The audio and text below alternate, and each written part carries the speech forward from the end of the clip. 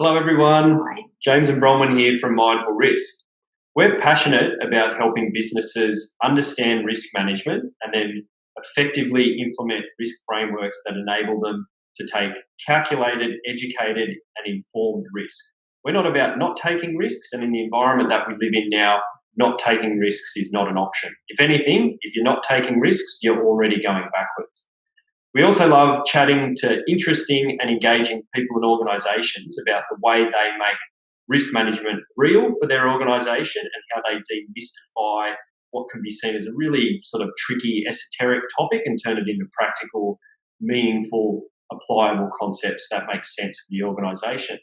So this week we're lucky enough to have a very special guest. We've got Kate Cass, who's the General Manager Operations from Surfing New South Wales, and being mad keen surfers ourselves, Bronwyn and I are really looking forward to chatting to Kate about some of the awesome work that Surfing New South Wales is doing to effectively manage risk. So welcome, Kate. Great to have you with us. Hi. How are you? Thank you for having me. No worries. Pleasure. All right. So, Kate, welcome. Now, surfing's a high-risk sport, as we know, and successfully running surfing events is becoming even more complex and risky in our current environment.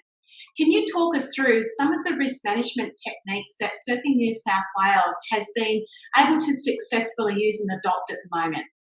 Yeah. So generally, the event space has changed quite a bit for not just surfing, but everybody in the event space and sporting arenas across Australia and the world. But just on our business, we used to look at our risk management plans for an event, and it looked like shark mitigation, water safety, traffic management plans, spectator egress and how they would move in and out of event, and things like that. That was kind of the basic makeup of a surfing event.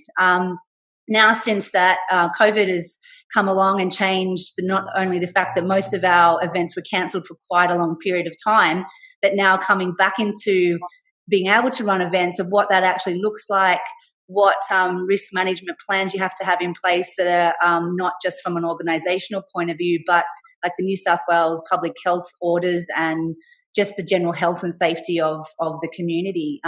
New South Wales have been lucky because we were only locked down for a short amount of time. When you're looking at the poor Victorians are still in like quite heavy lockdowns, they haven't really been able to do anything.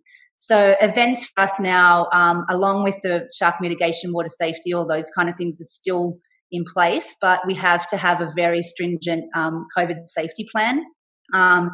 And that's right down to like measuring people's temperatures when they are checking into an event, having the QR code check-ins. We have a no survey, no surf policy.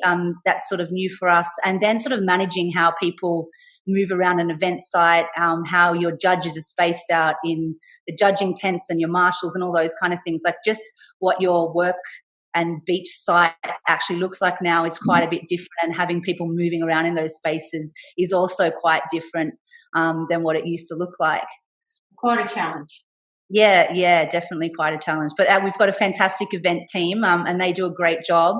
And not only in just doing that for our events, they've also had to look at writing events, COVID safety plans for 110 board rider clubs and 45 surf schools that are running border to border to ensure that they can run their competitions that are just their local competitions, but also surf schools can actually run their business in a COVID safe manner. Yeah, so big and complex. Yeah. I've never filled out so many forms in all my life. I think unfortunately that's what everyone thinks about when they think risk management. They think checklists, forms, all the stuff that just makes you sort of collectively sigh and groan. Yeah. Hopefully it's not just about threats for you guys, because look, part of what we found exciting about hearing what you guys are doing is that you've also been able to identify opportunities throughout this period, not just successfully manage threats. And I think kudos to you guys because, as you said, for us as a state, we've done a great job, it would seem, of still being able to successfully run events even during this really significant period we've been through. So, yeah.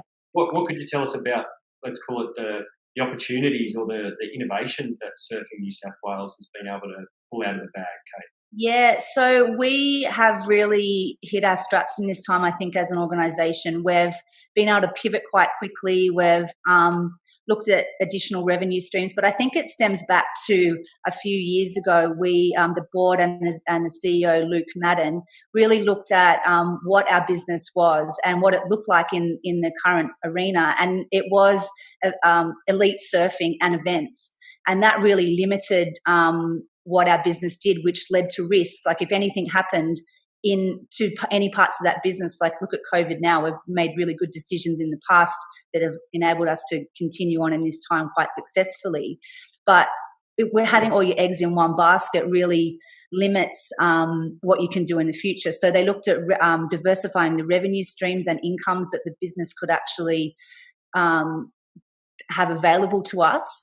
We looked at looking at corporate partners that weren't the corporate partners that are generally aligned with surfing, like surfboards and fins and clothing companies and things like that. We looked wider than that, and we've got Mad Mex, like a food chain associated with us, and they just signed quite a big deal right in the middle of COVID. So had we not had these revenue streams and diversifications and really good business structures set up, we wouldn't have seen that being able to happen. We looked and formed actually Parliamentary Friends of Surfing group, which let us get into and access to ministers within the government, within the New South Wales government, and look to them and with them at what sort of priorities they had for their electorate and the communities. And then it let us look to see surfing as a business, how we could work with them to deliver cool things that surfing can provide within those communities. So that was a really interesting way that we could change the tact a little bit and not just be events, but also run programs out in the communities. And we have seen some fantastic things come from that. We've partnered with the Minister for Women, and under the Her Sport, Her Wave program, launched Her Sport, Her Way program, launched a Her Wave program, which is Her Wave, which is incentivizing and trying to get older, not women in general, but maybe women like me who used to surf all the time, and now we've either lacked confidence in the water or we don't get in the water as much as we would like. But it's sort of encouraging those communities and groups so we can get back in the water and bring women back into the surf communities. We've worked with tourism and working closely with Destination New South Wales, and we deliver environmental impact statements where we run events to towns and regional areas. So we work really closely with them. Through the police and emergency sector, we've rolled out a really great program called Surfers Rescue 247, where we're educating surfers who are in the water all the time from daylight till dawn, dusk till dark, whatever you want to say, dawn till dusk, that's it, on beaches where the patrol may have ended for the day, or even running on beaches where there are no patrols, getting surfers in the water so they can confidently enact a rescue on another surfer who may be injured or a swimmer who is in trouble on all of our New South Wales coastline. So effectively, with that parliamentary group, we've enabled us to be able to save lives. And that's a board rescue program as well as a CPR component. So that's really good skills just for personally for the surfer, but also for the community and New South Wales beachgoers as a whole. Has some of that come around, because I don't know if it's still the case, but formerly was the former Premier Mike Baird was one of the patrons as well. I don't know if that's still. Yep. Has that assisted that dialogue or those connections with the government community?